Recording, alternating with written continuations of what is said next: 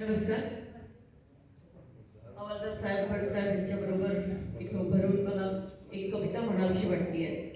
कारण कवी होणं ह्याला काही वयाचं मर्यादा नसते असं वाटतं मला. कारण ही जी कविता आहे ती मीरा देशमुख माझी एक सख्खी आत्या आहे. वयाच्या 82 वर्षात ती आता सध्या आहे, पण एक 4 वर्षापासून तिने सुरुवात केलेली आहे. आणि माझे काका असतात अलाहाबादला, ते पण कवी आहेत, गझलकार आहेत आणि चित्रकार आहेत. तर त्यांचं दोघांचा संवाद बहीण भावांचा असं चालतो की मीरा तुला आज मुन्नी म्हणतात तिला लाडाने, मुन्नी मी तुला एक शब्द देतो, ह्याच्यावरनं उद्या तू मला कविता करून दाखवायची. असं करत करत दोघांच्या संवादामध्ये ती छान कविता लिहायला लागली. आणि मी जेव्हा सांगितलं की आमचा आजी आजोबांचा 22 तारखेला कार्यक्रम आहे, एखादी छानशी कविता पाठव, तर तिने एक 5-6 कविता पाठवल्या, छोटे छोटे छान छान लिहिलेल्या. त्या 2-3 कवितांचा जो आशय आहे, ती कविता कशी बनते, तर कविता कशी बनते ह्या मोठ्या कवी समोर मी बोलणं अगदी चुकीचं आहे, पण तिच्या भाषेमध्ये मला ही कविता कशी आली तिला हे सांगायचं आहे. तर कवितेचं शीर्षक आहे शेवटी ती आलीच. दाराआडून शब्दांनी हलकेच विचारणा केली, दाराआडून शब्दांनी हलकेच विचारणा केली, तुझी कविता कुठे दिसत नाही हल्ली, तुझी कविता कुठे दिसत नाही हल्ली. मी अंमळ वैतागून बोलले, गेली असेल कल्पनेला भेटायला.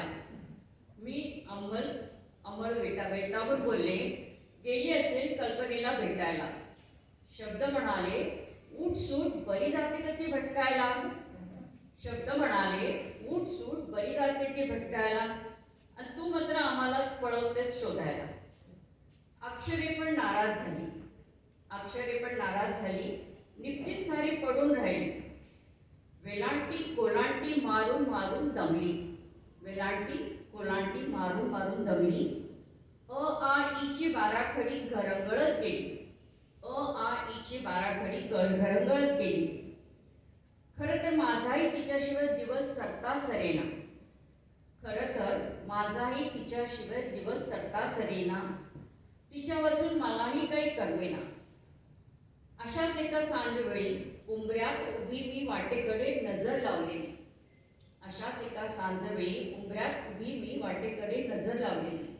आणि काय एवढ्यात ती दिसली, एवढ्यात तीच दिसली, तीच कल्पनेसह अवतरली. आणि मी काही बोलायच्या आधीच मला घट्ट बिलगली, मी काही बोलायच्या आधीच मला घट्ट बिलगली. क्षणाचाही विलंब न करता मी लगेच वही आणि पेन ओढली. मनात होते जे दडले, मनात होते जे जे दडले, कागदात जे होते लपले, क्षणात ते बाहेर पडले, शब्दांचे फुलपाखरू झाले. या पानावरून त्या पानावर कोसळती शब्दांची सर, या पानावरून त्या पानावर कोसळती शब्दांची सर.